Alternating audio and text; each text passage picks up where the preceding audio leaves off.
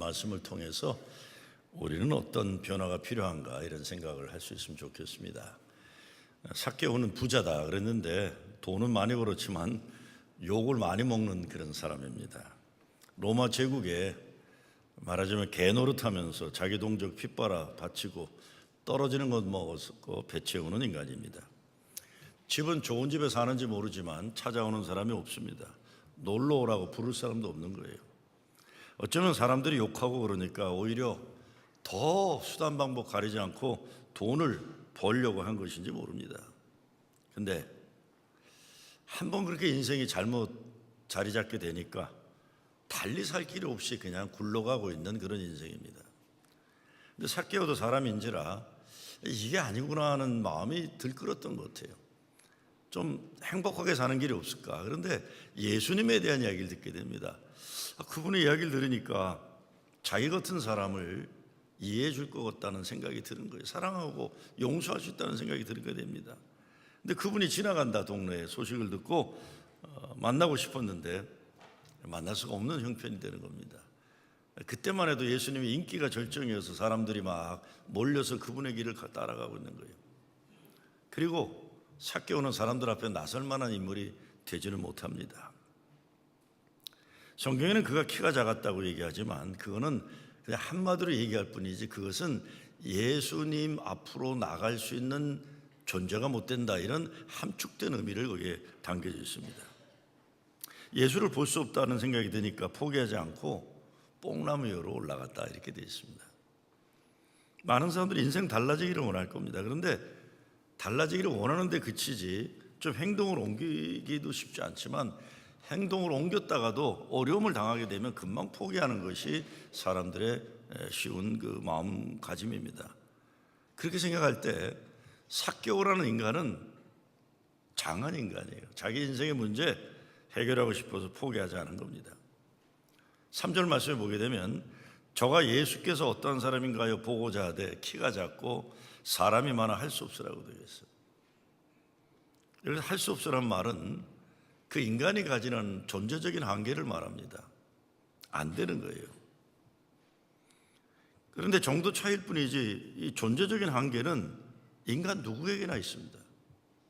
여러분도 인생 살면서 삭개오처럼 할 수 없어라는 한계를 느낀 것입니다. 그게 키가 작아서라는 말이 될 수도 있고 돈이 좀 없어라는 말일 수도 있고 뭐 장가를 잘못 들어도 다리가 뭐라도 핑계 댈 수 있는 게 있어요.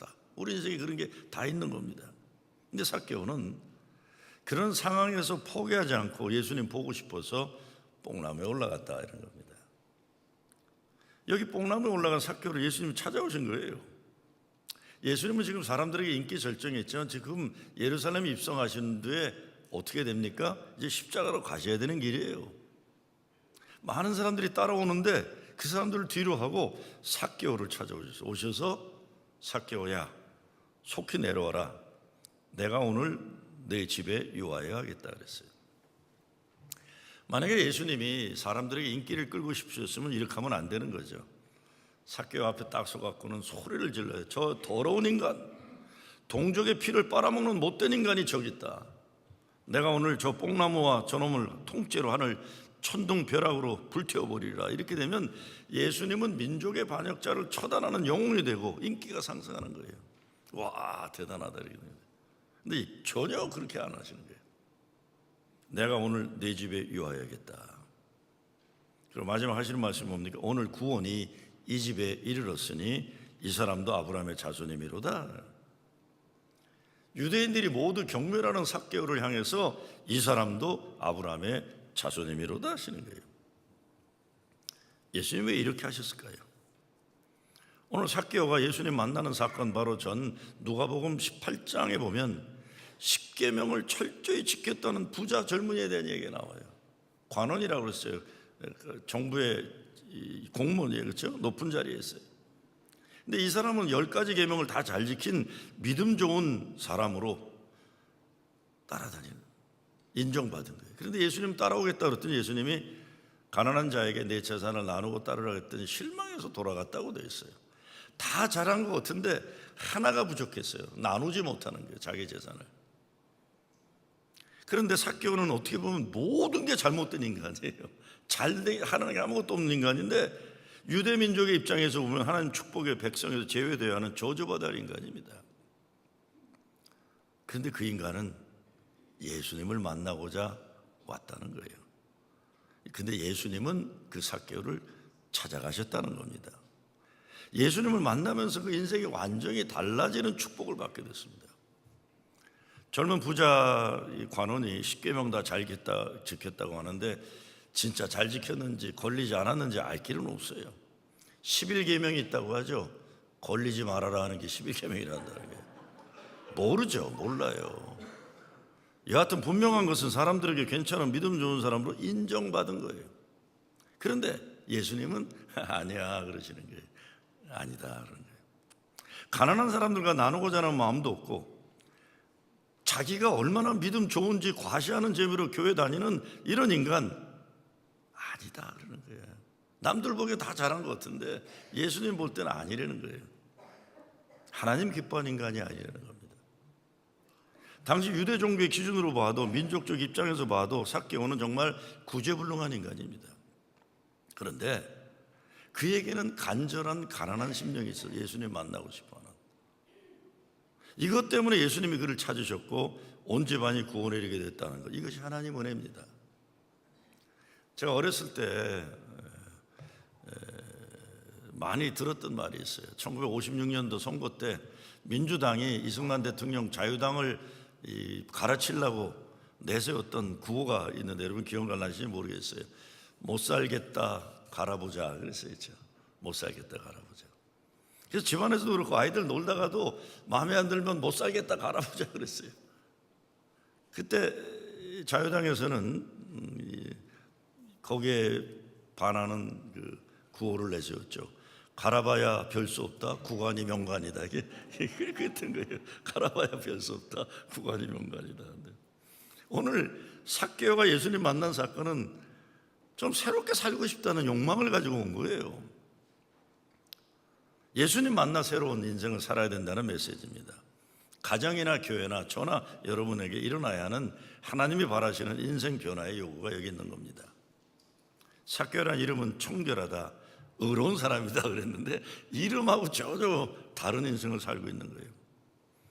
세리다 그러니까 IRS 디스트릭트 매니저 정도 되는 게 뭐냐, 로마 제국이 식민지를 통치하기 위해서 자기가 로마 사람이 가면 반항이 있으니까 일본 시대 때 이 순사들을 조선 사람 썼던 것처럼 이 유대 사람을 써가지고 착취를 하는 겁니다. 그래서 세금을 예를 들어서 10,000불을 걷어야 되면 이 삭개오는 10,000불만 걷은 게 아니라 15,000불 걷는 거예요. 얻어갖고 10,000불은 로마 제국에 보내고 5,000불은 자기가 배를 채우는 거예요. 그러니 얼마나 유대인들의 입장에 볼 때는 매국노겠어요. 자기 이름값을 못하는 인간이에요. 그런데 그 인간이 예수님 만나서 인생이 뒤바뀌게 되었다는 겁니다. 삭개오에게 일어난 인생의 변화, 존재혁명이 어떻게 진행되었는지 오늘 성경 말씀을 통해 한번 봤으면 좋겠습니다. 첫째, 예수님이 먼저 삭개오를 보고 찾아오셨어요. 예수님이 먼저 오신 겁니다. 5절에 보니까 예수께서 그것에 이르사 우러러 보시고 이르시되 삭개오야 속히 내려오라 내가 오늘 내 집에 유하여 하겠다 하신 얘기를 했어요. 삭개오를 주님이 먼저 찾아오신 거예요. 얼마나 삭개오가 기분이 좋았겠습니까? 예수님이 많은 사람들이 그를 따라가던 상황에서 그 무리를 뒤로하고 삭개오를 찾아오셨다. 그러니까 다른 사람들이 삭개오를 바라보고 이게 무슨 일이 일어났나 수근수근 거리잖아요. 기가 막힌 감동적 상황이었을 삭개오 입장에서는. 저도 인생 살면서 남들이 부러워할 수 있는 그런 사람들을 만난 적이 여러 번 있습니다. 제가 30대 어린 나이에 누구라고 말하면 어떻게 저런 사람을 저 사람이 만났었을까 놀랄 만한 사람 만나서 밥도 먹었어요. 세상적으로 아주 높은 사람들 만날 때 남들에게 얘기하고 싶어 죽겠어요. 그냥 어깨가 우쓱우쓱 올라가고 누가 물어봤으면 좋겠는데 물어보지 않으니까 말도 못하고 내가 뭐 대단히 된 사람이 된 것 같은 생각도 들고 그래요. 그런데 지금 삭개오에게는 그날에서 제일 돈 많은 사람을 만나고 싶은 것도 아니고 가장 권력이 높은 사람을 만날 필요를 가지고 있던 것도 아닙니다. 그는 자기 인생을 바뀌어 놓을 구세주를 만나고자 열망하고 있는 거예요. 그런데 그분이 자기가 올라가 있는 뽕나무 앞에 오셔갖고 이름을 부르시면서 삭개오야 속히 내려오라, 내가 오늘 내 집에 유하여야겠다는 거예요. 그런데요, 예수님이 삭개오야 속히 내려오라, 이 말씀 영어로 보면 이렇게 되어 있어요. Zacchaeus, hurry and come down, for I must stay at your house today. 그랬어요. I must. 급한 위기감이 여기 있어요. 예수님의 단호한 결단과 의지가 있어요. I should, I might 이런 단어가 아니라 I must예요. 거꾸로 뒤집어보면 이렇게 되는 겁니다. You must have me in your house today. 내가 내 집에 거하지 않으면 너는 더 이상 살 수 없다 이런 겁니다. 너 나 필요하다 이놈아 그런 거예요. 제가 훌륭한 여자분 한 분을 알아요. 50년 전에 미국에 국비 유학생으로 오으니까 여자가 그 옛날 국비 유학생으로 온다는 건 굉장히 그 수준 높은 사람이었던 거예요. 박사학위를 마치면 한국에 돌아가 나라가 준비시킨 교수가 될 꿈을 가지고 살았는데 착하게 살았어요. 근데 어느 날 이 공부 잘하고 착한 사람은 또 남자 보는 눈이 없잖아요. 보통 아주 나쁜 목적을 가진 남자가 찾아왔고 그 남자의 속임수에 넘어가 몸버리고 강제 결혼하고 그 위에 악몽 같은 세월을 보내게 됩니다. 정말 뭘 잘못했기에 이런 불행한 인생을 난 살아야 되는가 하나님을 원망하고 살아가던 날 예수님이 자기를 찾아왔다고 그분은 말합니다. 예수님이 찾아와서 삶이 완전히 변화되었다는 겁니다. 장영희 교수가 쓴 글에 보면 사랑이 내게 온 날 나는 다시 태어났습니다는 말이 있어요. 사랑이 내게 온 날 나는 다시 태어났습니다. 예수님이 찾아오신 다음에 인생 다시 살기 시작해요. 결국 인생에 대한 소명을 가지고 자기처럼 어려움 당하고 억울함 당한 여자들을 위한 선교에 쓰임받기 시작한 거예요. 예수님이 삭개오에게 말씀하신 게 그겁니다. 내가 오늘 내 집에 유하여야겠다. 다른 말로 하면 내가 너희 집 안으로 들어가야만 너는 살 수가 있다 이런 말입니다. 제가 잘 아는 남자가 있어요. 청혼의 꿈을 품고 미국에 와서 크게 성공하려고 몸부림쳤어요. 돈을 좀 벌었습니다. 그런데 한번 제대로 본때 있게 사업을 크게 하려다가 완전히 바닥을 때리고 말았어요. 그런데 엎친 데 덮친다고 사업이 망하면서 아들아이가 마약에 손을 대기 시작했습니다. 그런 아프고 괴로운 인생 가운데 예수님을 만났습니다. 제가 말은 이렇게 짧게 하지만 이게 한 인생의 긴 이야기입니다. 예수님을 만났어요. 아직 사업은 회복되지 않았지만 먹고 살게 되었어요. 근데 감사한 것은 자기가 인생의 바닥에 내려와서 사람들에게 지탄받고 어려움 당하다 보니까 아들을 이해하기 시작한 거예요. 자기가 잘 나갈 때는 아들을 비난하고 욕하고 때리고 그랬는데 자기가 인생의 어려움을 겪고 나니까 아들의 아픔을 이해하기 시작했어요. 그래서 아이에게 아빠가 용서를 구합니다. 내가 잘못했다. 아빠를 용서해달라. 아이가 행복해졌어요. 가정이 회복되고 기쁨과 감사하면서 교회에 오면 남들이 하지 않는 밑바닥 섬기는 일을 열심히 하게 돼요. 옛날에 사람을 보면 돈을 얼마나 버는지 얼마나 잘났는지 학벌이었든지 이런 거 잣대질하던 인간이었는데 그 이후로는 가장 낮은 곳에서 주님을 사랑하는 섬김의 삶을 기쁨으로 하고 있는 거예요. 내가 너희 집안으로 들어가면 넌 살 수 있다는 거예요. 저 여러분의 삶에도 예수님이 들어오셔야만 살 수 있는 겁니다. 여러분의 가정에 예수님이 들어오셔야만 생명과 사랑이 회복됩니다. 예수님 그분이 안 계시면 그 아무것도 소용없습니다. 한국에서 돈 버는 것으로는 진짜 성공한 제 친구가 하나 있어요. 진짜 잘 나가요. 잘 나가. 준 재벌이에요 아버지가. 근데 저를 만나기만 하면 꼭 술 처먹고 와요. 그리고 꼭 하는 말이 있어요.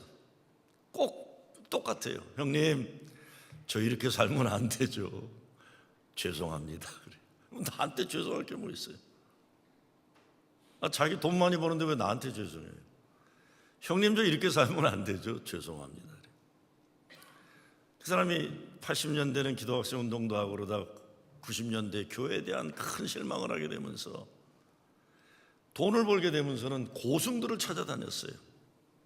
기독교는 아니다 그런 거예요. 그래갖고 대한민국에 돈이 많으니까 고승들 찾아서 대화 나누고 뭐 절에다 돈도 이렇게 이런 친구예요. 근데 무슨 이유인지 내가 이유는 아는 건 있지만 말씀 못드리지만 저를 꼭 만나고 싶어 하는데 꼭 만나면 변함없어요. 형님, 저 이렇게 살면 안 되죠. 제 대답도 변함없습니다. 야 임마, 너 그렇게 살면 안 된다. 너 행복할 수가 없다. 너 다시 교회로 돌아와야지.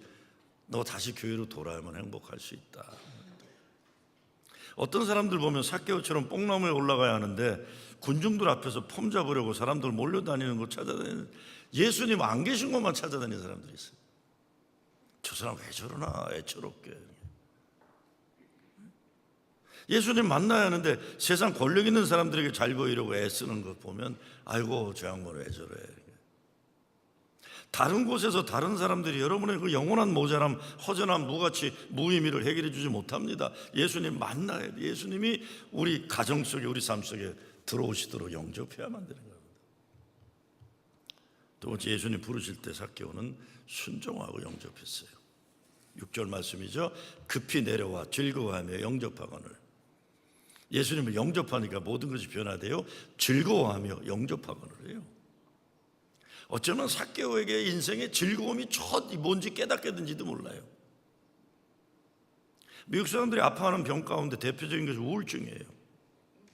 삶의 의미가 없고 살아나갈 기력이 빠져버리는 거예요. 인생의 기쁨, 즐거움이 빠져버리는데, 그런데 삭개오에게 즐거움이 회복되었다는 겁니다.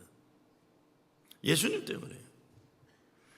다른 것으로 발버둥 친다 되는 것 아닙니다. 예수님 찾아오실 때 그분을 영접하는데 급히 내려와 즐거워하며 영접하고는 그랬어요.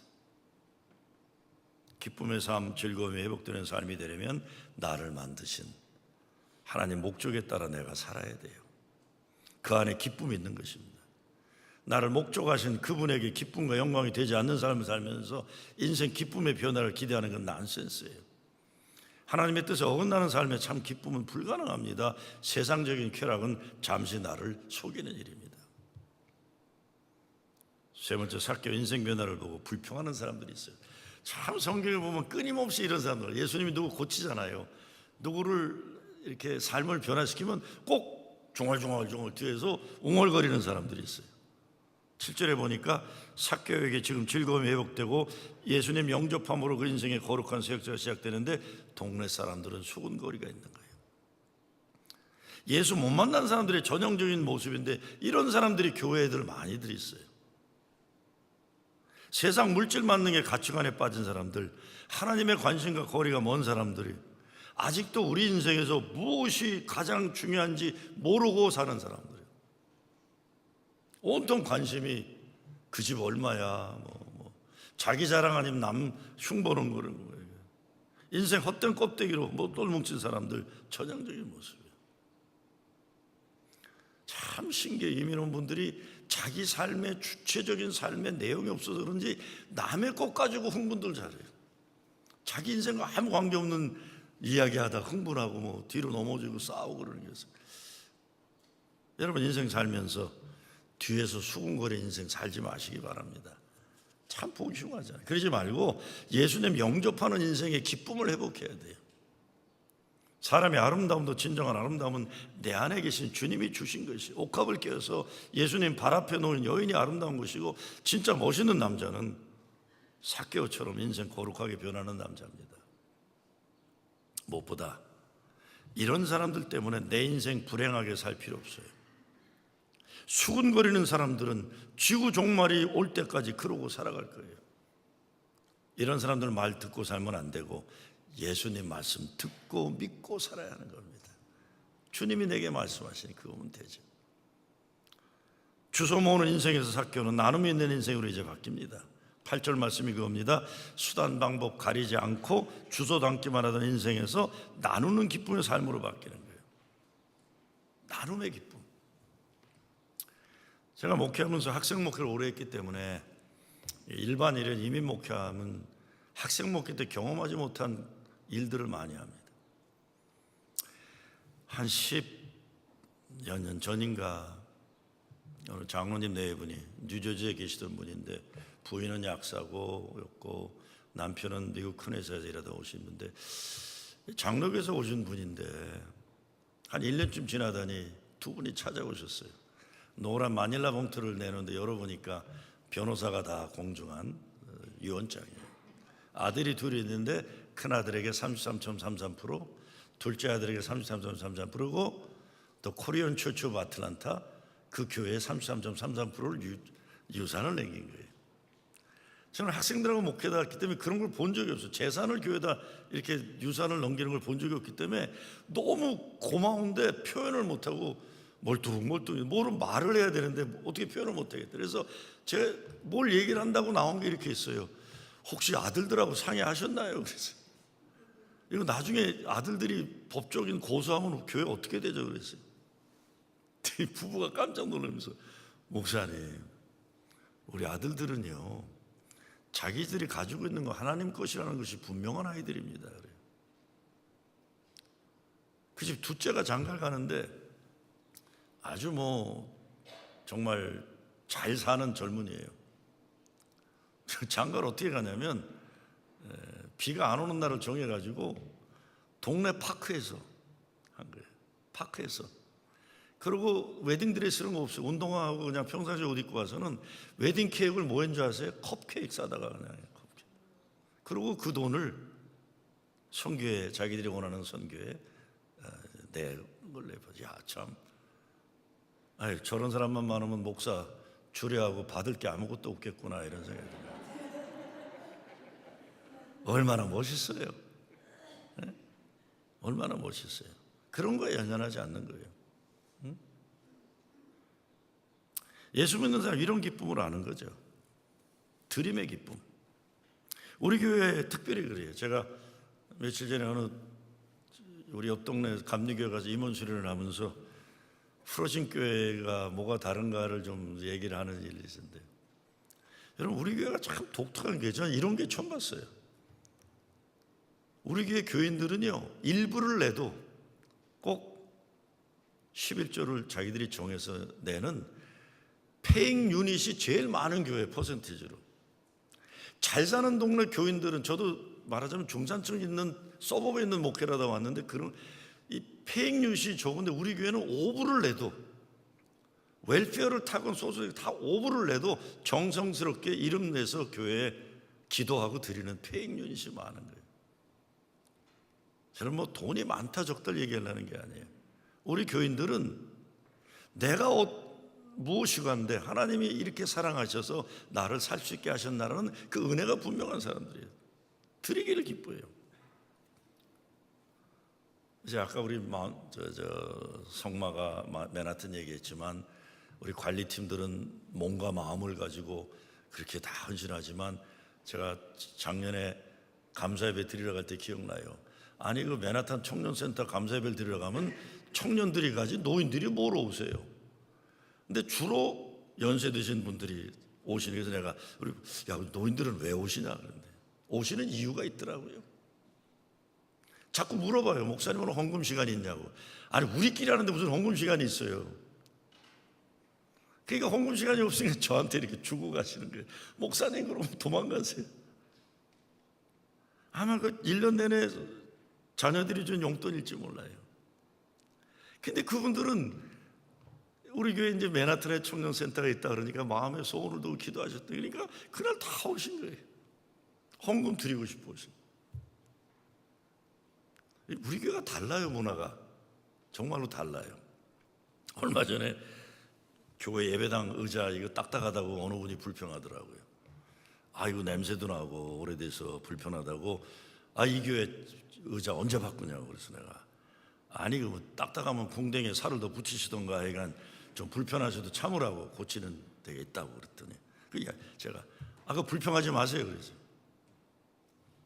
며칠 후에 카톡이 왔어요. 목사님, 저희 부부가 올해 7순이 됩니다. 기도하면서 결정했는데 교회 예배당 의자 새로 바꾸는 비용 저희 부부가 헌금하면 안 되겠습니까? 그래서 7순이 되면 바하마나 유럽 크루즈 여행 가도 돼요. 근데 살이 별로 없어 안 딱딱하다고 불평했다가 기도하고는 교회 의자를 바꾸는 거에 헌금하겠다. 주님을 위해 쓰임받고자 아름다운 믿음과 마음이 있어. 이 우리 풀어진 교회가 가지는 아름다운 모습들입니다. 달라요. 남달라요. 주님께 드리기를 기뻐하는 그분들의 마음이 여러분 생각해 보세요. 이제 지하실하고 예배당 끝난 이제 공사 여러분들이 가서 고쳤는데 이제 감사 예배 정식으로 드릴 때 그 추운 겨울날 와서 공사한 분들 또 그 헌금 드리느라고 아까운 헌금들 모아서 헌금으로 드린 분들 그 예배 드려서 마음이 어떻겠어요? 야, 우리 때문에 이 젊은이들이 여기서 예수님 만날 수 있겠구나. 주소 모으는 기쁨과 주님을 위해 드려지는 기쁨은 다른 거죠. 다섯 번째, 존재혁명이 그래서 일어납니다. 9절에 보니까 참 중요한 변화예요. 예수께서 이르시되 오늘 구원이 이 집에 이르렀으니 이 사람도 아브라함의 자손이미로다 하는 거예요. 자기 이름값도 못하고 내가 누군지도 모르고 있던 이 삭개오가 이제 하나님의 아들 아브라함의 자손이라는 이 자도 He too is a son of Abraham. 하나님의 자들이다. 여러분, 하나님이 나를 인정해 주신다는 것이 얼마나 엄청난 축복인지 몰라요. 폴 틸릭이라는 신학자는 믿음에 대해 정의하면서 하나님이 나를 인정해 주시는 그것을 내가 인정하는 것이 믿음이다 그랬어요. 하나님이 나를 얼마나 사랑하시는지, 예수님이 나 때문에 십자가 달려 죽으시기까지 사랑한 그 사랑을, 나를 인정하심을 내가 인정하는 거예요. 너는 내 아들이다, 너는 내 딸이다. 세상에 큰 문제가 닥쳐왔을 때 영어로 All hell breaks out이란 말이에요. 지옥의 문이 열려서 난리가 났다는 거예요. 그런데 거꾸로 하나님의 인정을 받는 인생이 되면 All the heaven breaks out이에요. 천국의 것들이 막 쏟아져 몰려오는 거예요. 예수님 내 삶에 오시니까. 우리가 한 인생을 살면서 끊임없이 사람들에게 인정받아야 한다는 강박관념 사지고 사는 얼마나 괴로운 일인지 모릅니다. 특별히 집안에서 아비 어미가 아이들을 사랑으로 인정해 주는 게 굉장히 중요합니다.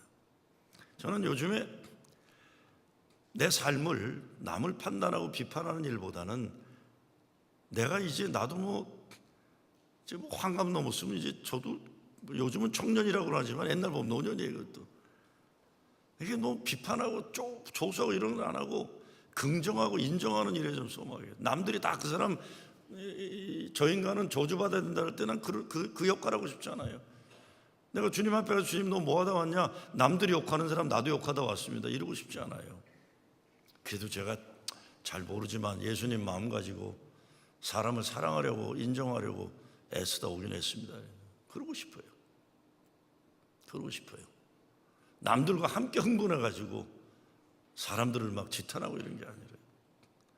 제가 오래전에 한국 연속극을 봤는데 다른 건 기억이 안 나요. 저는 어쩌다 보니까 사실 줄거리 다 없이 봐요. 어쩌다 보거든요. 근데 거기 세종대왕의 어린 시절 얘기가 나와요. 세종대왕의 어린 시절인데 세종의 아버지가 무슨 왕이잖아요. 이름은 모르겠어요. 근데 아주 못된 인간이더라고요. 그 인간이요. 다른 아들들은 이렇게 선호하면서 세종은 구박해요. 근데 어린 세종이 어느 날 아버지한테 된통 구박을 당하고 나서 혼자 울고 있는 대목이 내가 봤어요. 어린 세종대왕의 어린 시절인데 이러고 울고 있는 거예요. 아바마마 한 번만이라도 단 한 번만이라도 아바마마에게 잘했다 칭찬받고 싶었습니다. 아바마마. 그러고 혼자 울고 있는 거예요. 제가 목소리를 세종처럼 해볼게요. 아바마마 한 번만이라도 단 한 번만이라도 아바마에게 잘했다 칭찬받고 싶었습니다. 아바마마. 나도 눈물이 나더라고요. 나도 뭐 아버지도 안 계신데 하여간 아버지 인정 못 받고 그냥 눈물이 확 쏟아지더라고요. 아이고 저 세종이 얼마나 가슴이 아플까. 그러지 마세요. 애비라면 그러는 거 아니죠. 천하가 다 비난하고 천하가 다 조롱해도 내 아들 내 딸 괜찮다. 넌 내 아들이다. 온 세상이 내 딸을 우습게 여기고 온 세상이 내 딸을 저주해도 아니야. 넌 내 사랑하는 딸이야. 이게 하나님이 인정하신 걸 아빠 엄마가 인정해야 되고 내가 인정해야 돼. 내가 하나님의 인정을 받아야 살 수 있습니다. 이 사람도 아브라함의 아들이다. 이는 하나님이 사랑하는 아들이다. 예수님이 선포하는 겁니다. 하나님의 인정하심을 믿으시기 바랍니다. 그래야 그 심령이 든든하고 헛되고 부질없는 사람들 속에 기웃거리지 말고 예수님 인정받음으로 만족해야 됩니다. 마지막, 예수님이 세상에 오신 목적이 증거돼요. 10절이죠. 인자에 온 것은 잃어버린 자를 찾아 구원하려 함이라 그랬어요. 오직 은혜입니다. 오직 십자가 예수 사랑이 은혜입니다. 하나님이 이루어주시는 거예요.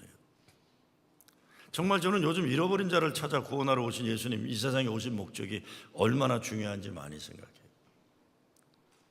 예수님 믿는 사람들은 죽을 죄가 십자가 보이는 대로 용서받고 구원받은 자들이, 그런데 그러면 은혜를 알고 은혜를 살아야 하는데 왜 예수 믿는 사람들이 남을 판단하고 정죄하는 일을 잘하는 것 참 보기가 흉해요. 이거 예수님이 제일 싫어하는 걸 우리가 열심히 하고 있어요.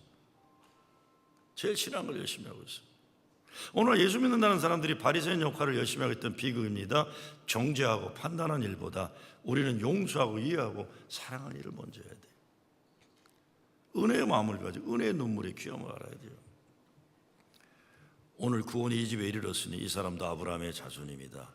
이 말 한마디 같지만 인생 전부에 평생 이루지 못했던 삭개오라는 인간의 삶이 여기서 풀려나가는 거예요.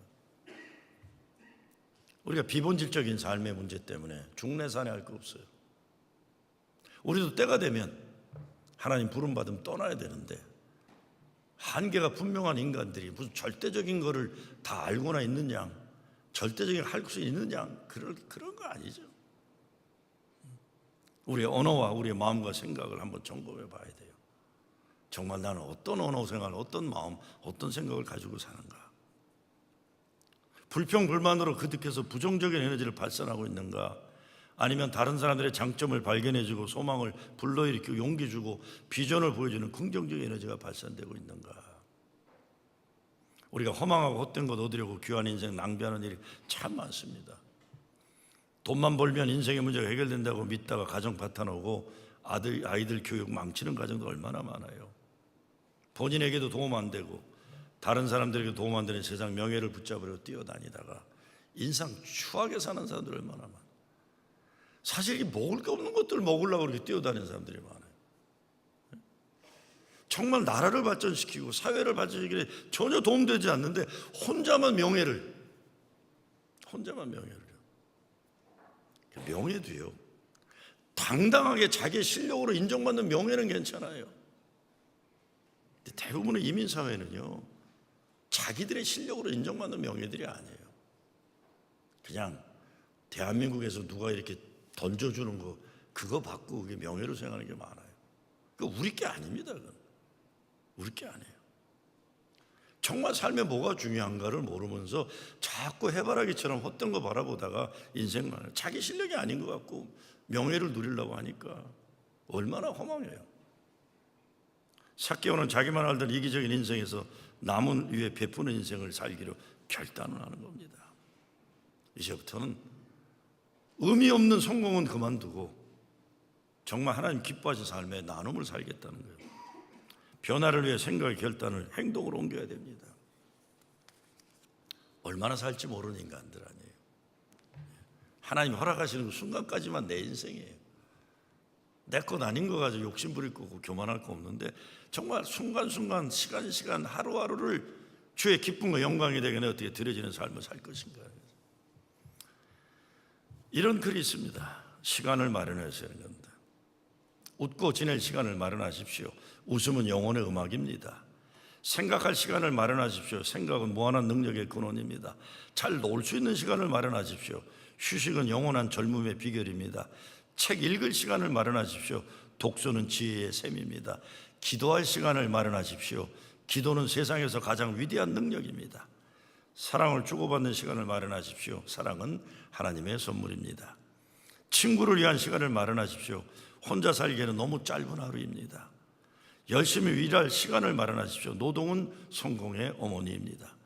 주님을 위한 시간을 마련하십시오. 주님과의 만남은 영생에 이르는 유일한 길입니다.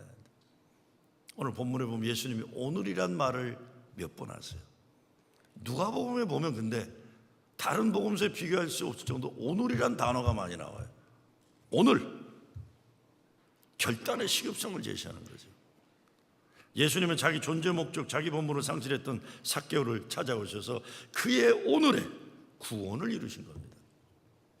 우리의 오늘에도 주님은 오신 삭개오가 경험해야 했던 할 수 없으라는 인간의 한계를 넘어서 예수님 만나기 위해 뽕나무에 오르는 여러분 되시기 바랍니다. 그래서 오늘 너와 내 집에 구원이 이르렀다. 이 기쁜 소식을 듣는 여러분 되시길 주의 이름으로 축원합니다. 아버지 하나님 감사합니다. 삭개오 이야기가 남의 이야기가 아니라 우리의 이야기인 줄 압니다. 예수님이 찾아오심을 기쁨과 감사로 영접하게 하시고 우리도 결단해서 변화하게 하여 주시옵소서. 예수 그리스도의 이름으로 기도드리옵나이다.